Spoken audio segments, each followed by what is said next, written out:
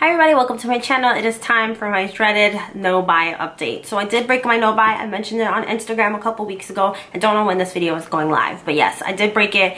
It was tough. I have a big issue with shopping. Like, that's no secret to anyone who knows me in real life, and obviously if you saw my original no buy intro at the beginning of this year, it's no secret that I have a problem. It's very compulsive, but it comes in waves, and I don't mean to say that as a way to excuse my behavior, because I am fully holding myself accountable for having messed up. I bought some OPI nail polishes from the Tokyo collection. In fact, I bought the entire Tokyo collection from OPI at Ulta because they were having a buy one get one free sale, and I literally woke up to that email, jumped out of bed, and sorry, there's a lighting change, and purchased the entire collection, or at least all the ones that were in stock. I think there's 2 that were sold out from the beginning. I don't know, so I didn't end up buying those, but that's how I broke my no buy. It was tough. I felt very guilty about it, and irresponsible, quite frankly. So I am working towards just disabling that. Ulta was the one website, I don't know if I mentioned that. I think in a Get Ready With Me, I mentioned that I had unsubscribed from a lot of listings, mail listings, so that I wasn't gonna get tempted, but Ulta was the one brand that I didn't do that with because it's hard to let Ulta go. I'm not gonna lie.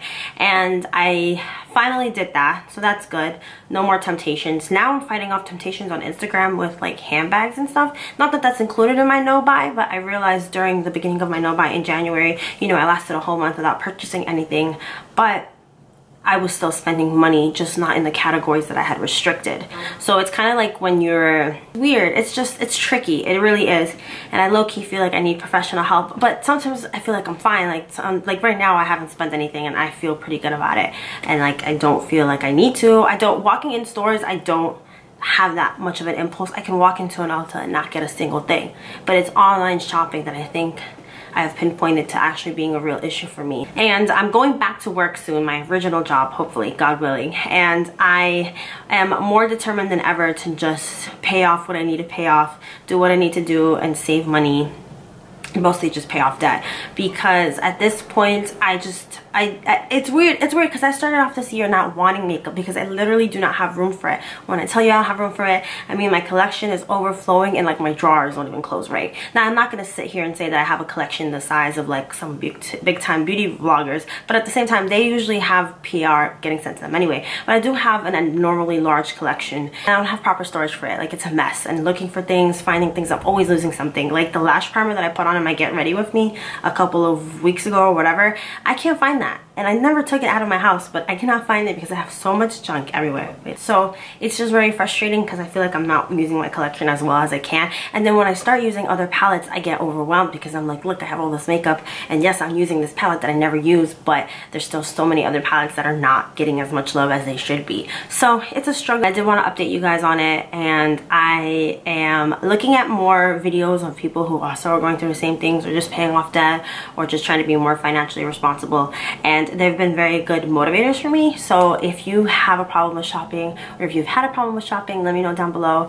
Am I alone in this? I know I'm not alone, because I know like no buys have become very popular recently, and I'm proud of myself that I didn't go that crazy. But at the same time, I don't want to give myself too credit, because when you give yourself credit for that, I feel like it kind of enables me to be like, oh well, I'm doing well, so I can, you know, buy a little bit more because I'm not as bad as I was last year. And even though it's true I'm not as bad as I was last year, it's still a problem. You know what I'm saying? Do you make sense? I'm rambling, and I'm sorry. Sometimes I talk too fast. That is my update for my no buy. In terms of using up my stash, I'm doing a pretty good job. I'm trying to use palettes that I normally don't use. Like today, I used some of the ColourPop Super Shock shadows, which I do have a lot of, and I don't want them to dry out. They tend to dry out like if you have them for longer than 1.5 years. So I'm trying to use those up as much as possible. And I've also been using up palettes that I don't normally use. So this is like the Nubia 2 palette from Juvia's Place. Definitely love this, even though I didn't use... There's a shadow missing here, and that's because it completely broke on me. So I didn't use that one up. But I've been using these palettes a lot lately, and they've gone untouched for a long time. These are great quality palettes, so I'm trying to at least use things up. Anyway, that's it for my update. Thank you so much if you made it to the end. I really appreciate it. And I'll see you guys soon with another video. Bye.